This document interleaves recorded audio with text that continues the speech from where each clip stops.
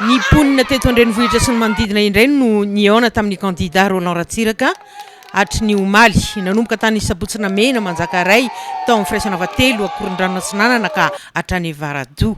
Fifanakaikezana, fifaneraserana, dinidinika samihafa tao anatin'ny diaben'ny fihavanana izay nanehon'ireo rehetra ny fanatitra tava tamin'ny candidat Roland Ratsiraka fa fantatr'izy ireo tsara ity candidat ity.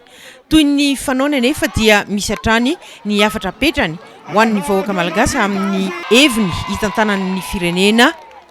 Amizao akafifidiana zao dia samy mahitatsika misy karazana olona anankiroa.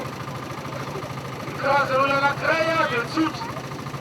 Rehefa tonga amin'ny fahefany zareo dia tsy mba mieritreritra ny vahoaka manankironana firenena foana. Misy foana ny ady an-trano, tsisy filaminana eto Madagasikara. Fa ilay karazana olona anankiray kosa rehefa tonga amin'ny fitondrana dia milamina ny tany sy ny fanjakana, dia misy ny filaminana maharitra, dia misy ny asan'olona tona zao ny Fransa, verina ny vola, dia manambola ny vahoaka malagasy. Androany dia ny ponina Nalavory no nihaona tamin'ny candidat Roland Ratsiraka ary ny tolakandro teo dia teny ambohipony tenany.